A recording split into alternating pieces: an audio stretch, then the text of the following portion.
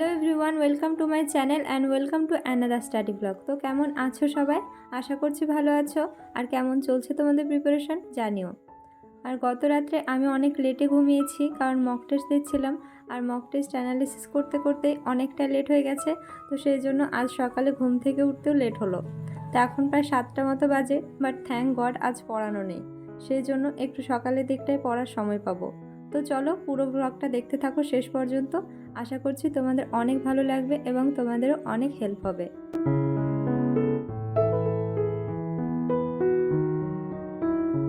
Fresh হয়ে breakfast করা, ঘর গোছানো সব কমপ্লিট করে বসলাম পড়তে, কারণ এখন আমি একটু লং টাইম পড়ব।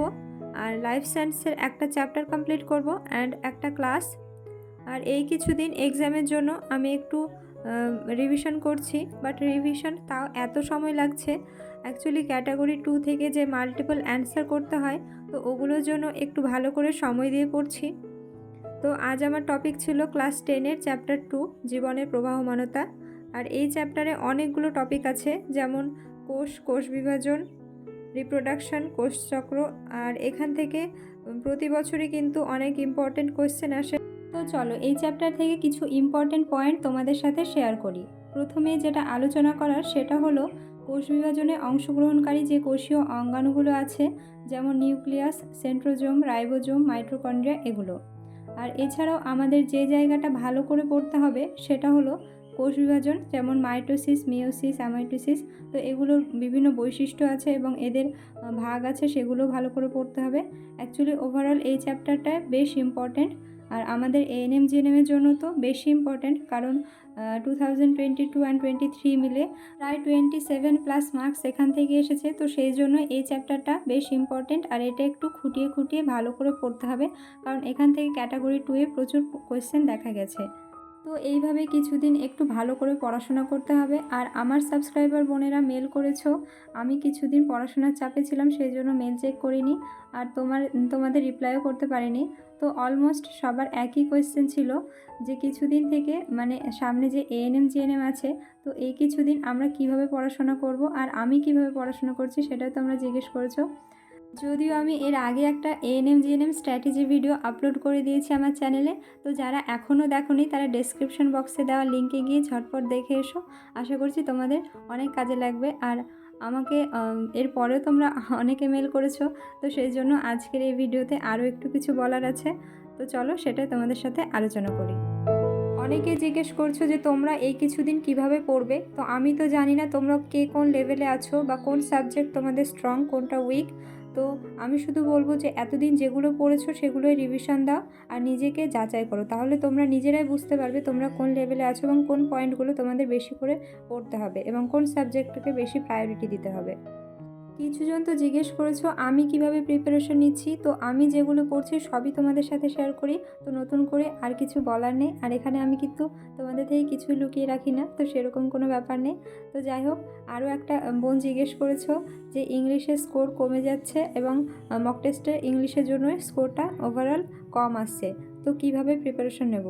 তো ইংলিশের জন্য আমি তোমাকে একটা সাজেশন দেবো যে এএনএম জিএনএমে কিন্তু খুব ডিপ কোয়েশ্চেন আসে না, মানে একেবারে ওপর কোয়েশ্চেন আসে। তো কিছু important one word, idiom, synonym, antonym এবং প্রভাবগুলো একবার দেখে নেবে।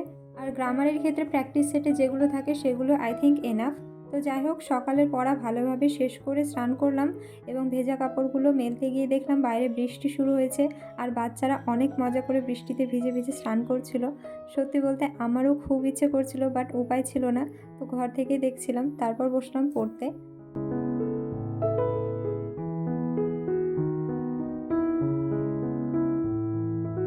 এখন আমি পড়ছিলাম ফিজিক্স, আর ফিজিক্সটাতে তো আমার স্কোরটা অনেকটাই কমে যাচ্ছে, প্রচুর কনফিউশন আসছে আর কনফিউশনের জন্য কনফিডেন্স পাচ্ছি না। তো ফিজিক্স থেকে অ্যাটেম্প্ট করতেও পারছি না সেজন্য। আর ফিজিক্সের আজ আমার টপিক ছিল পরমাণু নিউক্লিয়াস, ক্লাস 10-এর বই থেকে পড়ছিলাম। তো যদিও মাথার উপর দিয়ে যাচ্ছিলো সব কিছু, বাট তাও পড়ছিলাম। আর আজ দুটো চ্যাপ্টার কমপ্লিট করবো ভেবেছিলাম, একটা পরমাণু নিউক্লিয়াস আর একটা চলতড়িৎ। তো এই দুটো মোটামুটিভাবে কভার করেছি। আর তারপর শুরু করেছিলাম TWS একাডেমি চ্যানেল থেকে। একটা সায়েন্সের 2 আওয়ার্সের এমসিকিউ প্র্যাকটিস ক্লাস আছে, তো সেটাই করছিলাম। গতকাল 1 আওয়ার করেছি আর আজ 1 আওয়ার করলে এটা কমপ্লিট হয়ে যাবে। বিকেলবেলায় যেহেতু আমার পড়ানো ছিল না, তো একটু রেস্ট করছিলাম, ভাবছিলাম সন্ধ্যা থেকে পড়ে পড়াগুলো কভার করে ফেলবো। বাট সন্ধ্যার সময় মা বলল বিয়েবাড়ি যেতে হবে, আমার একটা দাদার বিয়ের রিসেপশনের অনুষ্ঠান আছে। তো ফাইনালি যাবো না ভেবেছিলাম, বাট যেতেই হলো। তো তোমাদের জন্য কিছু ক্লিপ রেডি করেছিলাম, তো দেখো, আশা করছি ভালো লাগবে।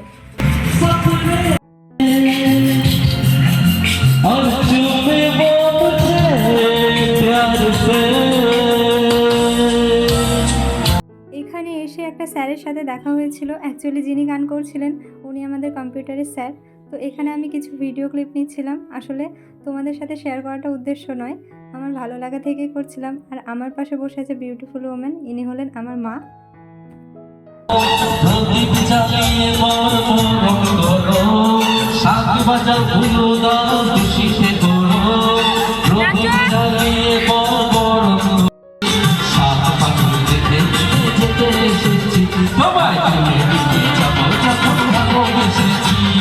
তো যাই হোক, আজকের ব্লগটা এই পর্যন্ত থাকলো। দেখা হচ্ছে নেক্সট ব্লগে। আর আমার এই ব্লগটা কেমন লাগলো জানিও, ভালো লাগলে লাইক কমেন্ট শেয়ার করে দিও, আর আমাকে কেমন লাগছে সেটাও জানিও। টাটা।